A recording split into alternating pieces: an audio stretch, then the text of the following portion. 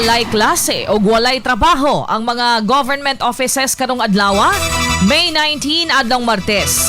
Kini ang ipahibalo sa City Government of Davao ang mahatagan og panahon ang clearing operation ug masiguro ang kaluwasan sa mga katawhan nga apektado sa pagbaha dinhi sa syudad resulta sa kusog ng pag-ulan gumikan sa Easterlies ug Intertropical Convergence Zone kun ITCZ.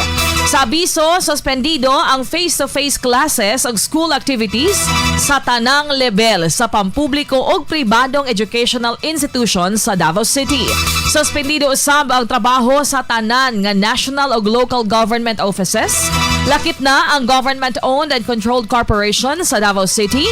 Gawas lamang ni adtong nakatoka sa safety and security, health, social services ug disaster and emergency response services.